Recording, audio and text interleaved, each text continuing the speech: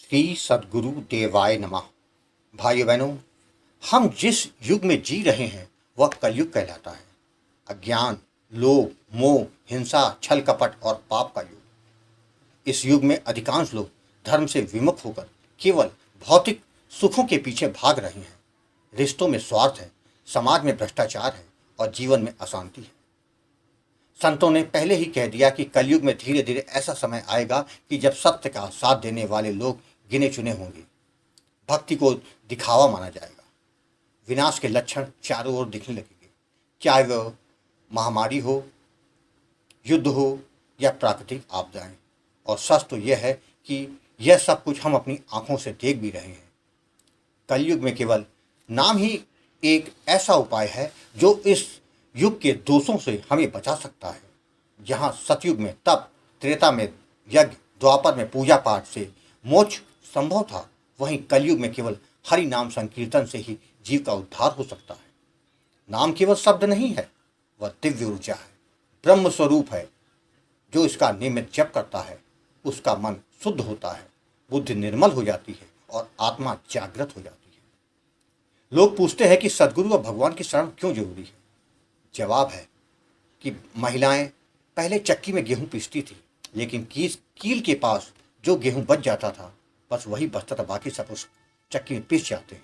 ठीक उसी प्रकार इस संसार रूपी चक्की में जो सदगुरु और भगवान की शरण में आ जाता है वही इस महाविनाश से बच पाएगा। सदगुरु की कृपा और नाम जप वह सुरक्षा कवच है जो किसी भी काल, विपत्ति या संकट में जीव को बचा सकता है। प्रश्न यह उठता है कि आज का समय क्यों इतना निर्णायक है। संत जन कहते हैं कलयुग में सतयुग का प्रवेश होगा और उससे पहले भयानक विनाश होगा और महापरिवर्तन का काल है। जैसे सूर्य उगने से पहले सबसे ज्यादा घना अंधेरा होता है, ठीक वैसे ही नया युग आने से पहले अराजकता, विनाश और भारी दुख का समय आएगा। जो नाम जप कर रहा है वह इस विनाश को बिना छुए पार कर जाएगा। यह दास भी अपने सदगुरु भगवान की प्रेरणा से नाम की इस अलौकिक महिमा को हर जन तक पहुंचा रहा है। यह कार्य सेवा भी है और संसार का कल्याण भी। जिस दिन प्रत्येक घर में नाम जपने लगेगा उस दिन विनाश का प्रभाव स्वयं समाप्त हो जाएगा, क्योंकि जहां नाम है वहां खुद भगवान वास करते हैं। आज जो कथा यह दास सुनाने जा रहा है वह कर्नाटक से निधि जी ने भेजी है, जिसको सुनकर आपको पता चल जाएगा अमंगल से मंगल कैसे हो जाता है। वही कथा यह दास आज सुनाने जा रहा है। इस कथा को जानने के लिए इस वीडियो को आखिर तक अवश्य देखिएगा। इसके साथ ही यदि आप राम नाम के प्रताप से जुड़ी सत्य कथा का आनंद लेना चाहते हैं तो हमारे दूसरे चैनल गोकुल भवन अयोध्या को जरूर देखें। मेरा नाम निधि है। मैं कर्नाटक की निवासी हूँ। मेरा जन्म एक साधारण लेकिन धार्मिक परिवार में हुआ था। बचपन से ही मेरे मन में राधा कृष्ण के प्रति एक अनूठा प्रेम था। एक ऐसा प्रेम जो उम्र के साथ कम नहीं हुआ बल्कि और भी गहराता होता चला गया। जब भी राधा रानी और ठाकुर जी की लीला की कहानियां सुनती मेरे हृदय में एक अलौकिक आनंद से भर जाता। मैं अक्सर कल्पना करती कि एक दिन मैं बरसाना की गलियों में घूमूंगी, वृंदावन की रज में लौटूंगी और राधा रानी के दर्शन करूंगी। किंतु हमारी आर्थिक स्थिति कुछ ऐसी थी कि वो सब केवल कल्पना ही बनकर रह गई। कभी मथुरा वृंदावन जाना तो दूर, अपने जिले से बाहर जाने का भी अवसर नहीं मिला था। घर के हालात साधारण थे। पिताजी छोटी सी नौकरी करते थे और माँ घर संभालती थी। 4 भाई बहनों में मैं सबसे बड़ी थी, इसलिए जिम्मेदारियों का बोझ भी बचपन से ही महसूस होता था। परंतु मेरे भीतर यह दृढ़ विश्वास था कि मेरे राधा कृष्ण जब मेरे भीतर बसे हैं तो मुझे उनके धाम ले जाने का सही रास्ता भी हमें वही दिखाएंगे। इस आशा और प्रेम में ही मेरा बचपन बीता। समय के साथ मैं बड़ी हुई और जब मैं 26 वर्ष की हुई तो मेरा विवाह की बात पक्की हुई। सौभाग्य से मेरे पति बहुत ही अच्छे स्वभाव के निकले।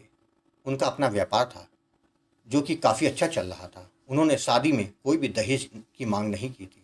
उन्होंने कहा था बस कन्या दे दो, भगवान का दिया, हमारे पास सब कुछ है।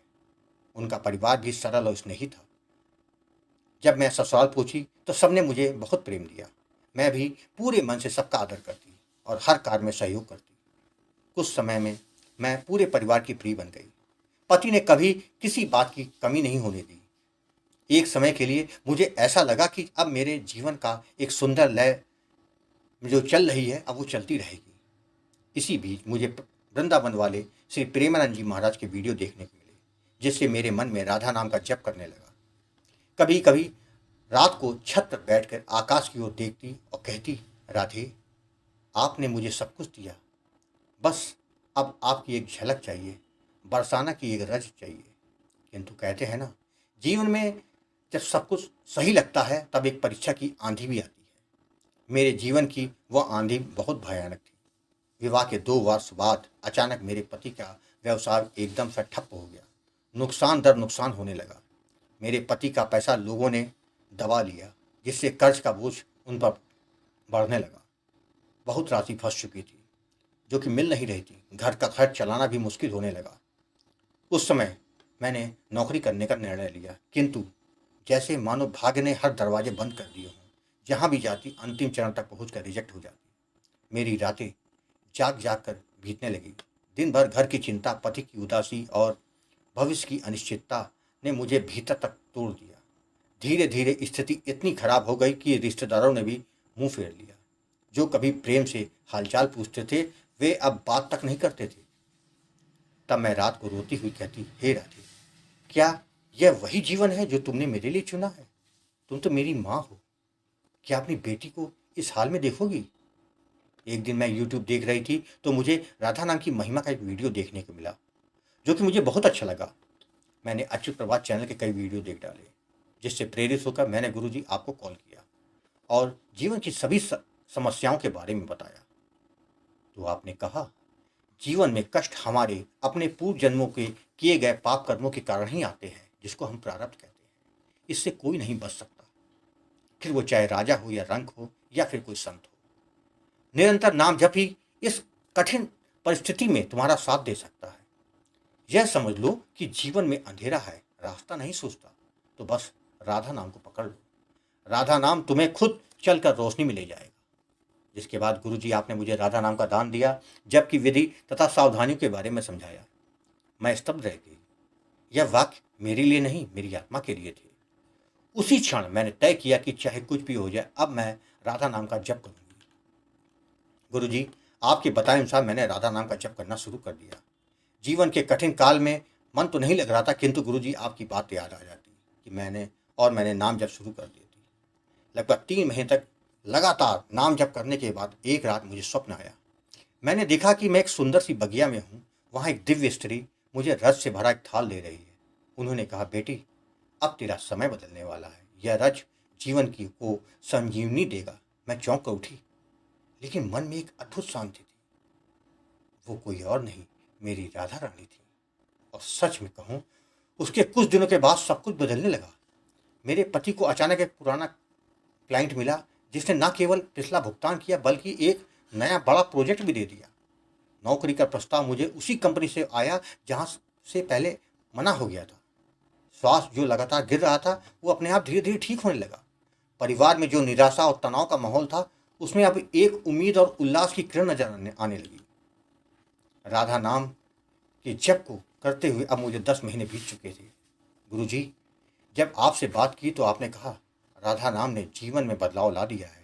हो सके तो बरसाना और वृंदावन चली जाना। मैंने उसी क्षण ठान लिया, अब चाहे जैसे भी हो मुझे बरसाना जाना है। मैंने पति से कहा तो उन्होंने सहर्ष अनुमति दे दी। अंततः वह दिन भी आ गया जब मैं पहली बार अपने पति के साथ बरसाना पहुंची। जैसे ही वहां की रज मेरे माथे में लगी, मेरी आंखों से अश्रुधारा बहने लगी। वह कोई सामान्य धरती नहीं थी, वह तो प्रेम की भूमि थी। वह तो मेरे जीवन का लक्ष्य है। मैंने वहां राधा रानी के चरणों में जाकर केवल यही कहा, हे राधे, जब सबने मुझे छोड़ा तब आपने मुझे थामा।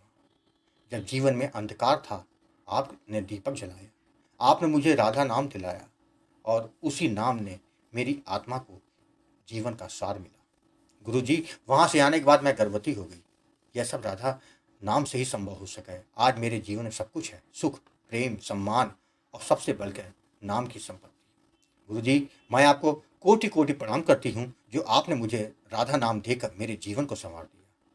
अब मेरी केवल एक इच्छा रह गई है कि जब तक सांस चलती रहे तब तक मैं नाम जप करती रहूं।